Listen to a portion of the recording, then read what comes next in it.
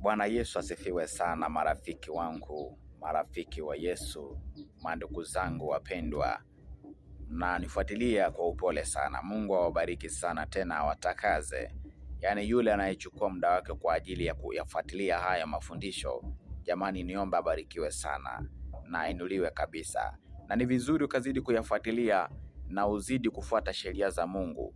Uzidi kuyafuatilia na uzidi kubadilika. Sio tu kufuatilia na ubadilike, hapana. Ni vyema ukaacha hata kufuatilia, kwa sababu hakuna haja ya kufuatilia na wewe mwenyewe haubadiliki. Ni vyema ukafuatilia na ukafahamu ya kwamba upo katika matendo maovu. Unastahili kuyaacha maovu na kuyafuata yaliyo mema.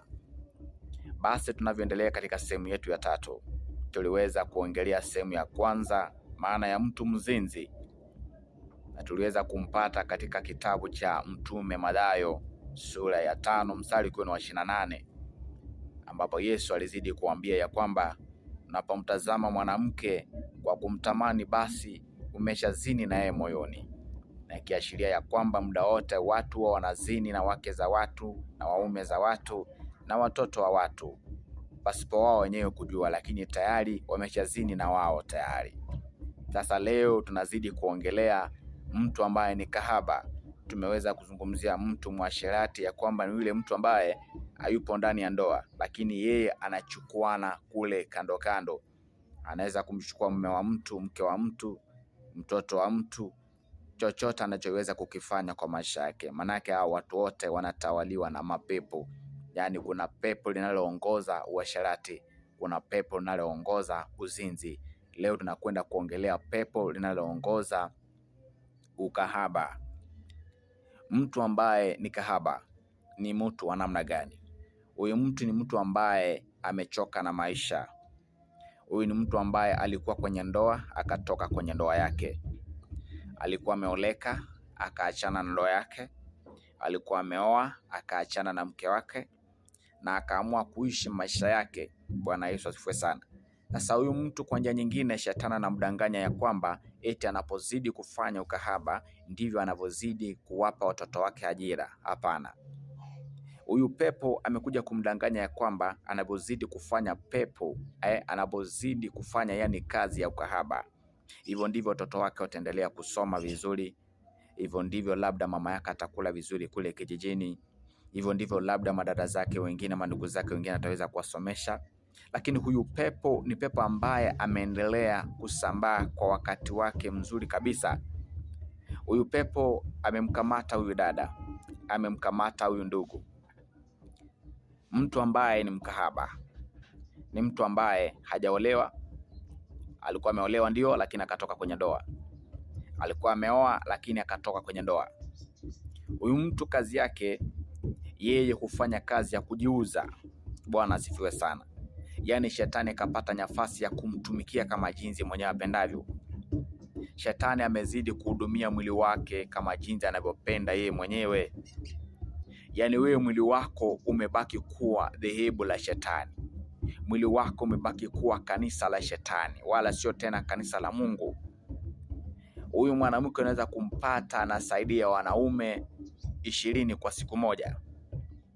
Kwa hivyo ndani ya juma nzima, yani ndani ya wiki nzima, utampata akiwa na zaidi ya wanaume 100 ama zaidi ya 150.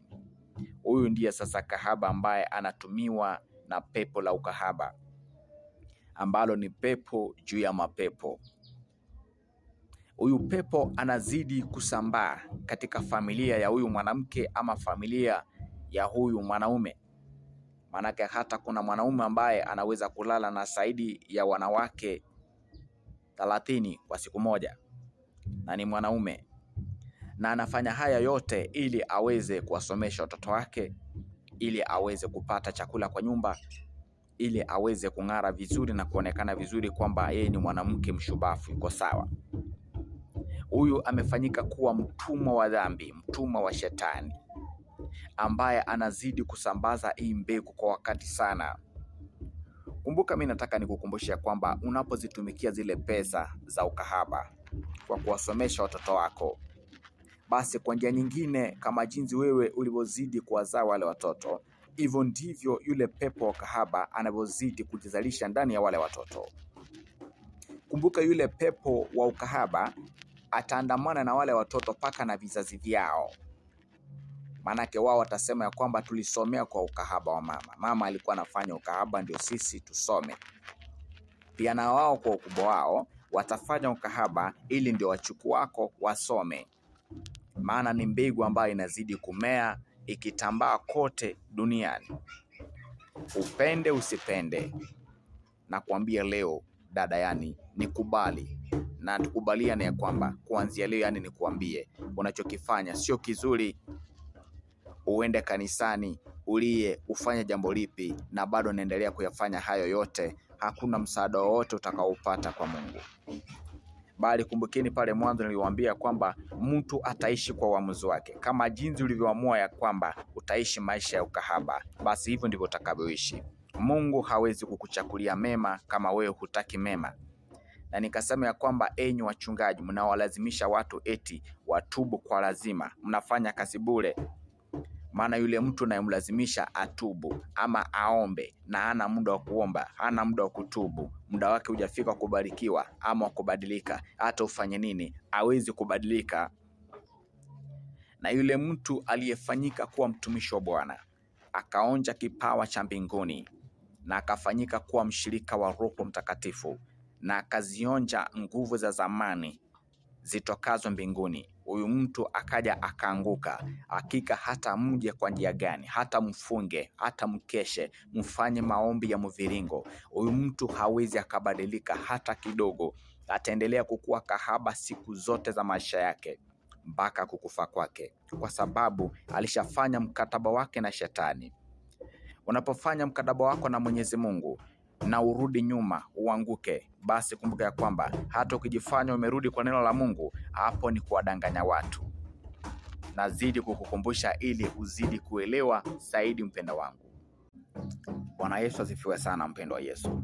Natumai unazidi sana kunielewa, tena unazidi sana kunipata.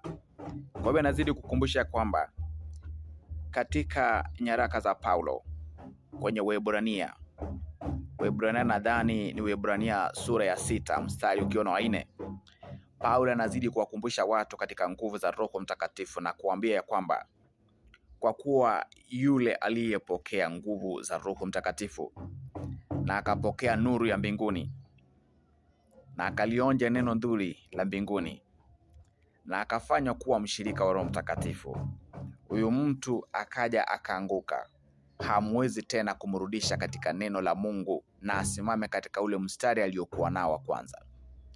Hebu nikukumbushe wewe mtumishi wa Bwana unaniona kwa wakati huu, kuna wakati mmoja uliwahi anguka. Je, ulipoanguka, uliporudi kwenye neno la Mungu, ndio najua kwamba unahubiri Injili, unaimba vizuri, lakini je, unapofikiria ule mwanzo ulioanza nao, ndio huo unaoendelea? Zile nguvu ulizokuwa nazo mwanzo ukianza kazi ya Mungu ndizo nguvu ambazo bado unaendelea nazo.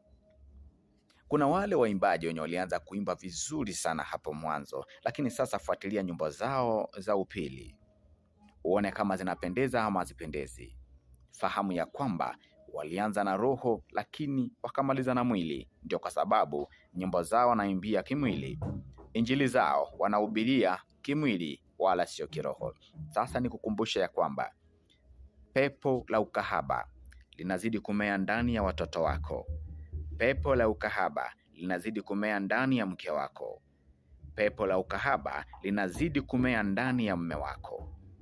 Unafanya ukahaba ili ulishe mume wako na watoto wako pale nyumbani. Ni kufahamisha ya kwamba unachokifanya ni kazi bure. Basi mpenda wangu, kuanzia siku ya leo niombe ubadilike na ufahamu ya kwamba huo ni ufunguo ambao upo kwa Mwenyezi Mungu peke yake anayeweza kukufungua. Minyororo za Shetani zimekunasa. Mungu akubariki sana na akutie nguvu na kuzidishie neema na makubwa. Asante sana kwa ajili ya kuzidi kunifuatilia. Barikiwe sana, na huyu ni mchungaji wako Lucas Sefania. Nitazidi sana kufuatiliana na wewe na kukujenga kwa mengi sana usiyoyafahamu, ili nami pia unijenge kwa mengi nami pia niweze kufahamu. Barikiwe sana. Shalom.